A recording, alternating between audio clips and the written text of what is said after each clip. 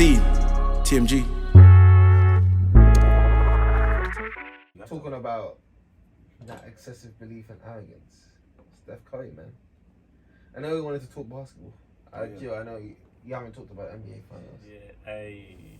What you can give us your lowdown of the 6-game finals, Golden State, and one of the most, they say now the most arrogant. He says he's the petty king, Mr. Steph Curry.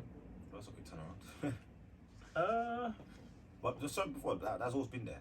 Just that he was more covert, but now he's starting to express it. He said he's the petty king. I watched that another day. I think it was Shannon Sharp and Skip Bayless, and they were saying how Tim Duncan and Steph are alike in terms of being humble, just going about their business, you know, performing on the court. But from watching obviously Steph, obviously our generation, watching a bit of Tim Duncan, I don't think, you know, they've got similarities in the sense of like their character and personality, but when it comes to arrogance, Steph has it. Remember when you hit that shot, I think it was in the All-Stars, hit a three, you turn it around, and he asked a fan that, did it go in? Because he knows. That's arrogant. If I'm an NBA player and I see that and I'm playing against him, I would want to like grab him or do something to him, because I think taking a bit. I think there's similarities with Steph and Tim. Is more like they don't get too involved in like the player transactions, and all of that off the court. Like they let the guys that know more do more. But like, you know, NBA, most of the guys now want to have a say in how everything is run and how things are done. Control it. Where Steph is just comfortable saying, I trust these guys. You do your thing. And do that. On the other side of that, maybe to even rebuttal that, Steph and Tim, they've been fortunate enough to have solid teams, solid foundations, solid organizations that, you know, those sort of guys that, you know, you can trust them to make the right decisions. You can trust them to take care of you, for your team and your finances, put good pieces around you, create a team that's going to ensure that you guys are going to always compete at the highest level, always going to be up there for championships. And, you know, even the team system they played, have great coaches, the ball movement, that sort of stuff. It all fed into that, and, you know, that's kind of why it allowed them, you're not saying that it's easy to do what they do, but it allowed it to be more of a easier transition, or allowed for them to be that sort of way, because the surroundings were fit for them.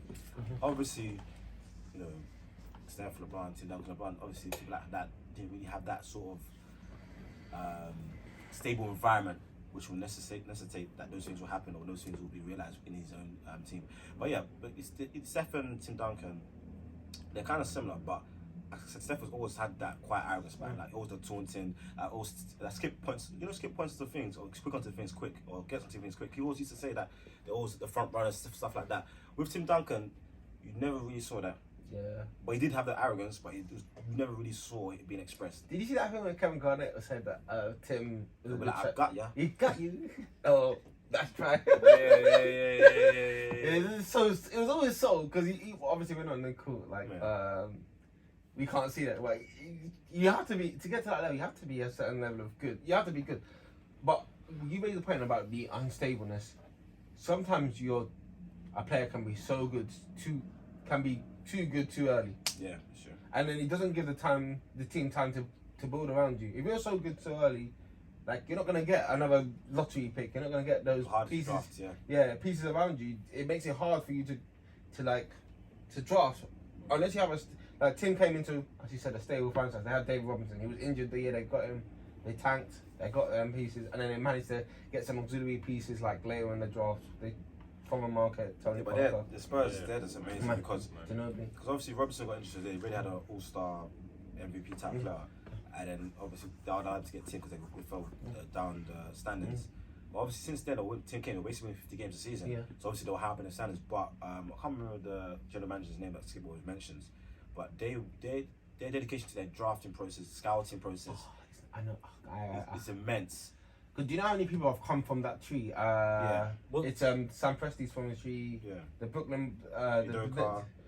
Even to an extent, Steve Kerr's been under Pop as well. The Spurs organisation is the foundation for a lot of what's. Yes, that's what I was saying. Obviously, Pop's been there from early, and he's still there. Yeah. So There's no. It's like Steve Kerr as well, isn't it? Like he played on the pod, got 2 chips, I believe, on the pod. that's what I'm saying. And I think with Steve Kerr, it's kind of like he's seen 2 organizations that, you know, having a team and building around a star player works. Obviously, the Bulls, the Spurs, and obviously as a head coach. The thing is, Steve Kerr's been involved. He's just like a sponge. Yeah, it's a sponge. Taking it in. He's seen it all. He's seen it on, and he's part of the Suns teams where they were so close to winning it with Steve Nash, and basically, to a point, Steph Curry is like Steve Nash 2.0. Like Steve Nash could shoot. Yeah, he could.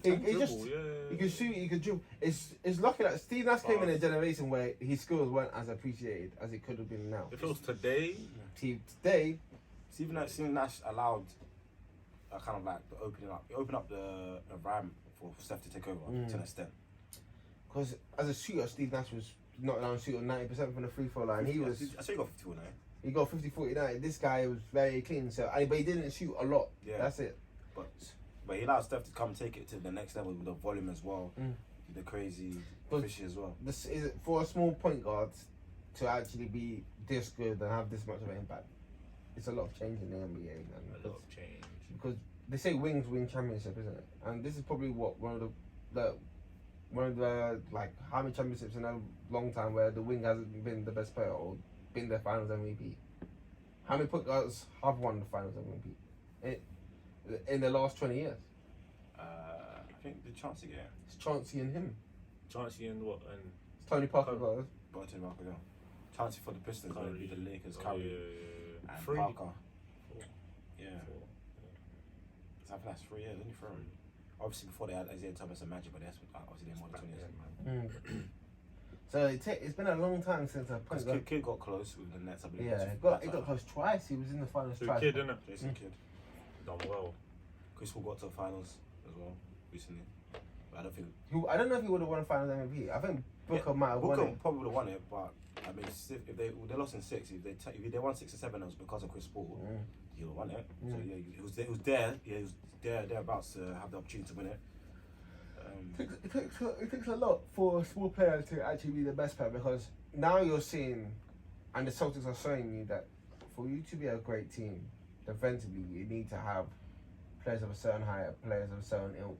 You need to have no defensive, you have to have no defensive liabilities in the court, because them men are big.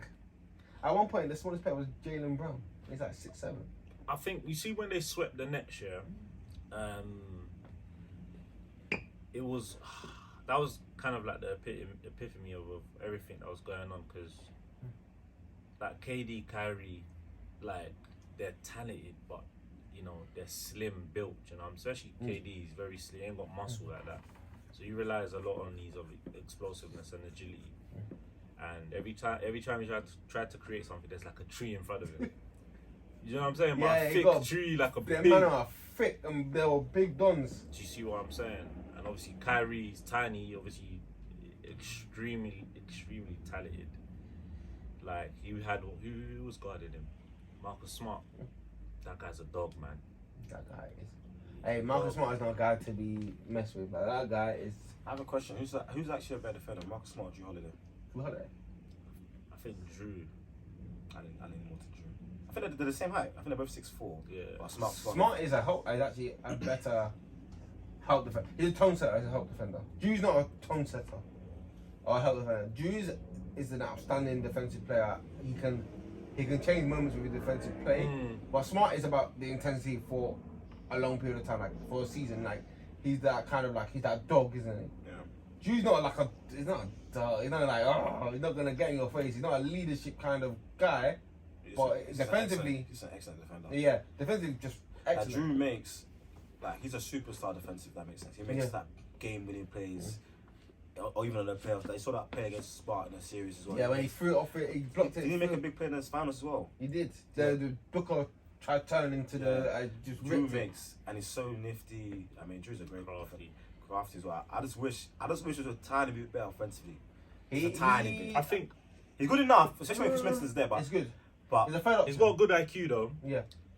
He's got a better IQ than Marcus Smart. Marcus Smart is more of who can I relate it to? it was a football player. Marcus Smart is just a dog. It's just constantly it's just there. rattling around you. Whereas with Drew, like a Vidal. Yeah. that's it. He's just constant. He's a tone setter. He's just like, you just know when Smart is that he's going to do anything he can to win. Yeah, but sometimes he wants it too much. Yeah. Then it kills. Yeah, it kills the team. Kills the team. Whereas Drew, he's like composed. He knows when to do it. Do you know what I'm saying? It's an issue that, you know, sometimes you want it so bad that you kind of mess up that kind of game. That's what Westbrook struggles with. But the thing is, the Westbrook dialogue is so mad. Is that talk to me? There's a time when Westbrook was everyone's favorite player because he wanted it so much. Yeah. But the NBA changed. He's old. Some things he can do, he just can't do it anymore. It's not like it's not a terrible player. Like, I don't get this ritual. It's just it doesn't make sense. Obviously, like Westbrook, the way he plays, high energy, just on a basic level, you enjoy that so much. It's not gonna last. It's not gonna last. And when it's not winning, like Westbrook doesn't actually play winning basketball. What it means the most. Like the turnovers are too high, inefficiency is too high, makes the wrong plays. Defensively, as he's got older, he's stopped putting enough effort in, and so. Like, if you kept that energy on the defensive end, then fair enough. The funny thing is, some of the guys that you compare Westbrook to, it's like Westbrook's had a better career than those guys. Like, for example, Kyrie Irving. Has, you know. For example, Kyrie Irving, it's not really had a better career than Westbrook. He hasn't. Overall career. No. Wait. Are we basing it on personal achievements or overall? But the thing is, obviously, he's won the chip and it was a major force, and he's arguably hit the most important shot in NBA history. So that's what kind of. Kyrie's has never been first or second team NBA or NBA. Ross has definitely. I think he's been in it maybe a couple of times. Yeah, I mean Ross has the longevity, the overall career, but Kyrie's highs are just too high. Yeah, the finals high. The thing is though, in that when they lost the 3-1 lead against Golden State, Westbrook was balling. It was actually KD that cost them that series. I think that was if KD wins that. Yeah, I don't think he leaves. I don't know. There's two things. If Golden State wins the chip, he doesn't leave. Yeah. He probably signs like a 1+1 and then waits again just to see what happens. If OKC beat Golden State and OKC then loses in the final, he leaves. He'll leave. Because even Golden State, like, you know, we both lost. And it would be a narrative for him to leave to. I beat you guys, but let's team up. And instead of them beating up him and him going to them. Yeah. 3-1's too much. He lost a 3-1 lead though, but he's lucky. If you lose a 3-1 lead in any round after the finals, it doesn't affect your legacy at all. They don't care. It's true, but that swept by the Celtics affects your legacy because he got swept. No, so he got swept. His performance was poor.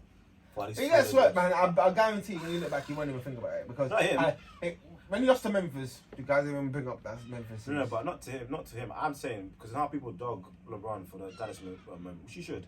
Obviously, they're gonna do more because of the finals. But for me, that's KD's Dallas moment. Especially the fact his performance. I think that's his worst moment. Yeah, like his efficiency was people are not gonna talk about it. Well, I'm gonna talk about it.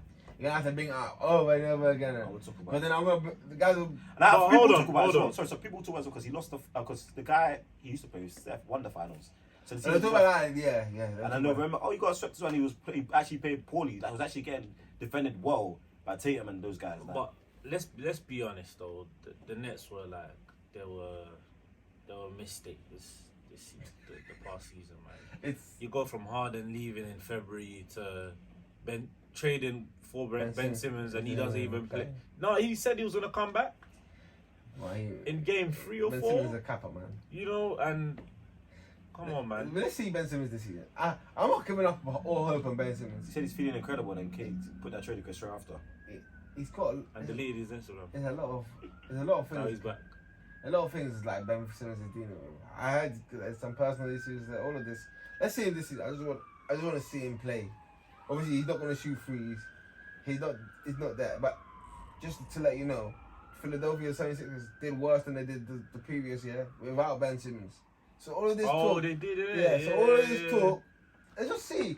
Bro, I've got lights. I'm looking at Embiid. I'm saying Embiid. Everyone tells me that you're so great, but no conference finals. When did he finish last year? They lost in 7. They lost in 6 this year. Again, in the semis, in the same round. Yeah. Oh, it's the same thing. It's the same thing, but you know, at least they had a 7. They didn't have a chance to win. You can't be losing to Atlanta. I know Trae Young's. That's what I'm saying. Trae Young's a good player. You know? Do you know what? He's a good player, if Simmons hadn't passed up The dunk. The dunk. If he had dunked it, okay, gets the point, and Philly still lose. You look at Embiid's last quarter in that game, and the match should have more than Embiid, yeah, for sure. Bro, Embiid was horrific. He turned the ball over like 7 times in a quarter. Do you know how mad it is to turn the ball over 7 times? Capella was actually like causing them issues that series. Clint, innit? Yeah. And Collins dunked on him and he even put it on a t-shirt. Like, It's crazy. that's actually mad. But it is what it is. It is what it is with these guys, you know. Well, obviously, it's Kyrie and KD. Are they gonna stay? Because apparently, I'm hearing that KD's gone in the dark. Like he's not speaking to no one. I think KD's staying. We'll try to leave, but the market's been distorted. Do you know what? I think it's all a play. Huh? I think it's all a play. And I went this way.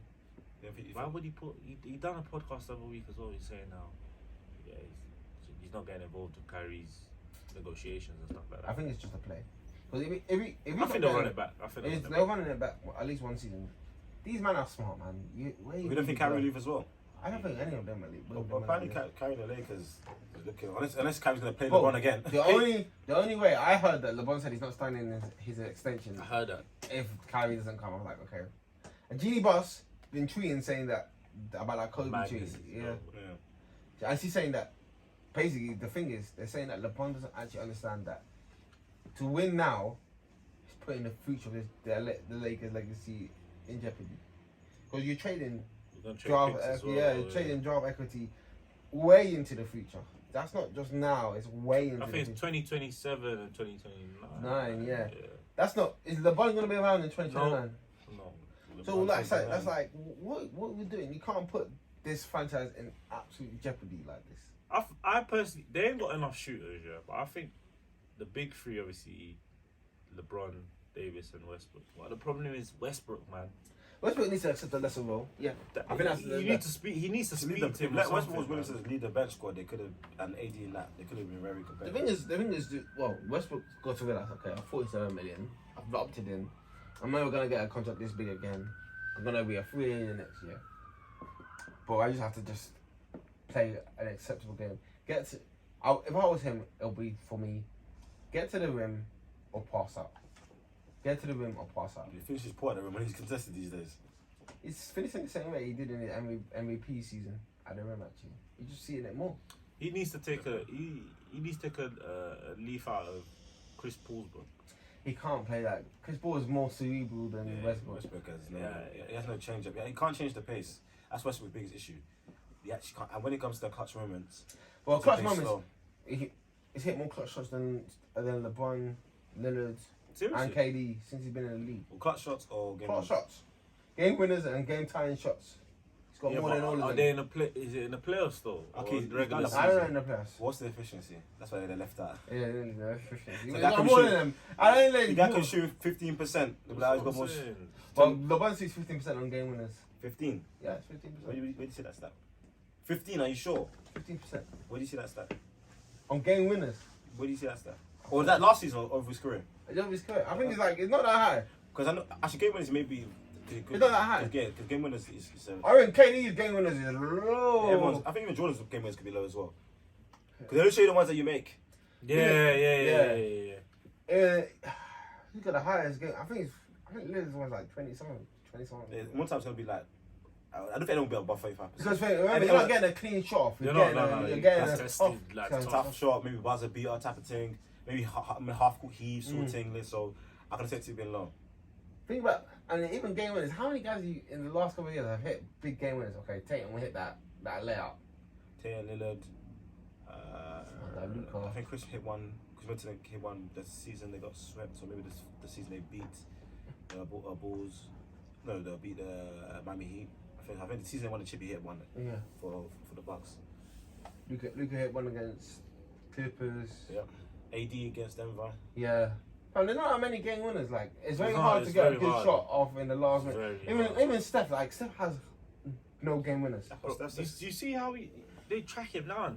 Track him down. Wait, like literally hasn't hunting him down, man. I don't even seen him hit one in the playoffs. But what Steph does it's like the gravity of what he does, and then when he does, he changes moments in a game. Like all of a sudden when the tide is turning, we just hit a 3 and it's just like, it means more than 3 points at that moment in time. Gets the car going, everyone gets a little boost. Yeah. Like Clay runs a little bit faster, plays a little bit more defense, Draymond's playmaking a bit better. That stuff. It's just that kind of stuff. That boost he gives to the rest of the team, which, you know, similar to guys like Magic as well, just like the way he plays, everyone performs better. But it's some guys are just absolutely soul sapping, like they'll just kill you, kill. Like the boy used to Take do the to soul, Toronto, like just kill you. You just know as soon as he turns it on, boy, it's curtains. There's nothing you can do as a team.